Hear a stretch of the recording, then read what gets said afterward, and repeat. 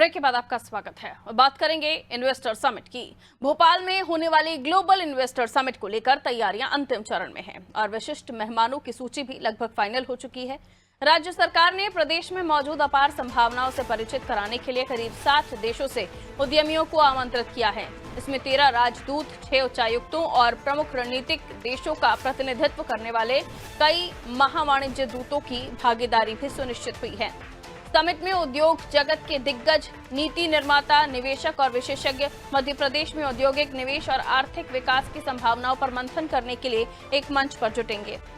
Madhya Pradesh industrial development corporation के अधिकारियों के मुताबिक समिट के लिए करीब 12,000 रजिस्ट्रेशन हुए हैं। इसमें उद्योग जगत से जुड़ी महिलाएं भी शिरकत कर रही हैं।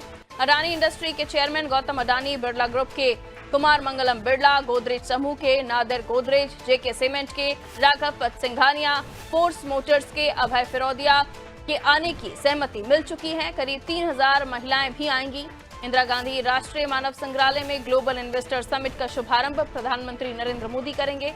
सरकार ने वीआईपी मेहमानों के रुकने की व्यवस्था एमपी नगर, नेहरू नगर, शाहपुरा के बड़े होटल्स में की है।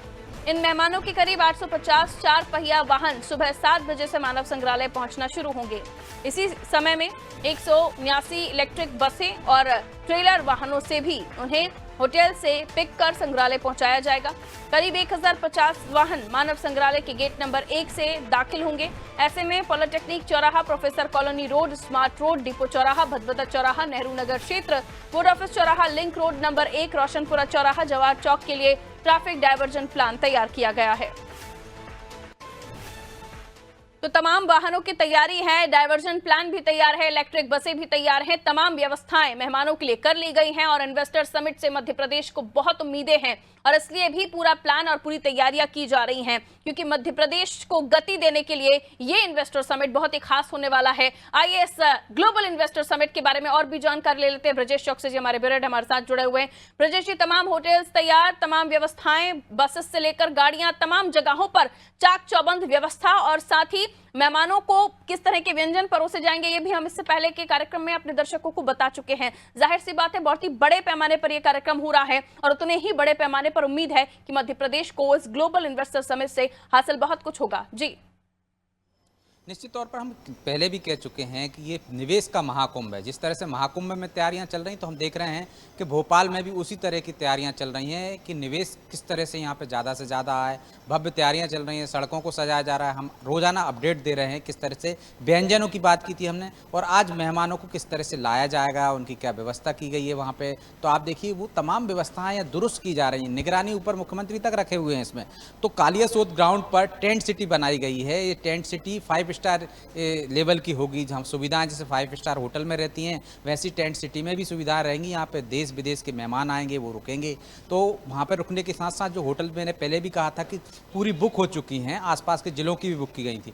मेहमान इतनी संख्या में आ रहे हैं जैसे कि आपने भी बताया कि रजिस्ट्रेशन तेज़ी से हो रहे हैं। बीच में तो रजिस्ट्रेशन प्रक्रिया को बंद करना पड़ा था, कितनी तेज़ी से रजिस्ट्रेशन हो रहे थे और बाकी व्यवस्थाओं को भी बदलना पड़ा। जब 30,000 से ज़्यादा लोगों के आने की संभावना है तो पहले दिन जब प्रधानमंत्री जिस डूम में रहेंगे उस डूम में 3 से 5,000 लोगों के बैठने की व्यवस्था है। 45,000 वर्ग फीट का वो डूम रहेगा। मुख्य जो डूम है उस डूम में के बाजू में 2 हॉल हैं जहाँ पे 200 लोगों के बैठने की व्यवस्था हो सकती है, 2,000 लोगों की। इस तरह से 5,000 लोग वहाँ जो प्रधानमंत्री का मुख्य डूम है उसमें सीधे प्रधानमंत्री को सुन पाएंगे। इसके अलावा अलग अलग डूम बने हुए हैं, व्यवस्थाएं वहाँ पे जिस तरह से चलित बैटरी 5 किलोमीटर की दूरी पर आपको पार्किंग बनाई गई है। तो वहाँ से जो बैटरी वाली गाड़ियाँ हैं उनसे आपको मुख्य कार्यक्रम स्थल तक ले जाया जाएगा। 15,000 मेहमानों को पहले जब प्रधानमंत्री रहेंगे तब सीधी एंट्री दी जाएगी। 15,000 को बाद में एंट्री देने का प्रावधान है कि क्योंकि वहाँ पर व्यवस्थाएँ उतनी हैं। तो उस हिसाब से 15,000 वो कौन से मेहमान होंगे जिनको पहले प्राथमिकता दी जाएगी तो निश्चित तौर पर जिनका स्पष्ट होगा कि वो निवेश करने ही जा रहे हैं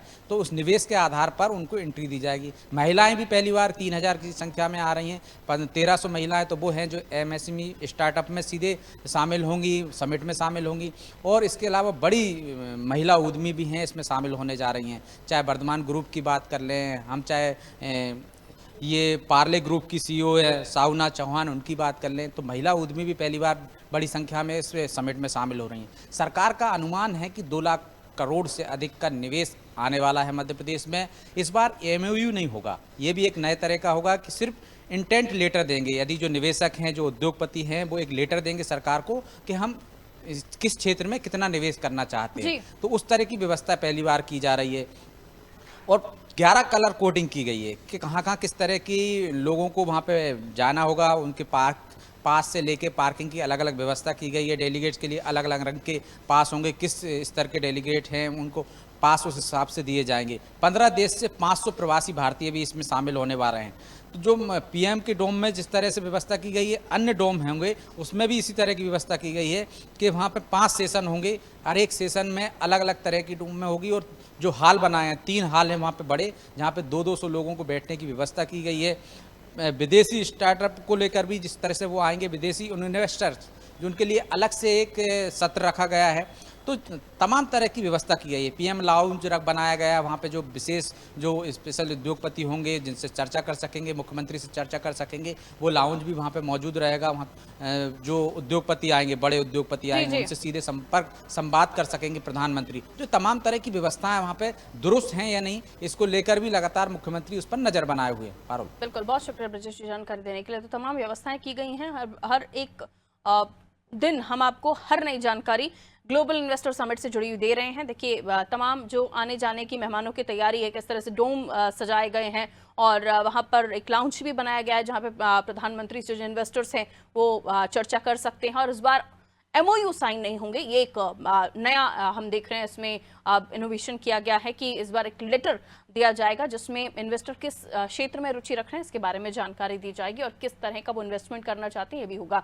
बहरहाल फिलहाल बुलेटिन में इतना ही और खबरों के लिए आप देखते रहिए अनादि टीवी। नमस्कार।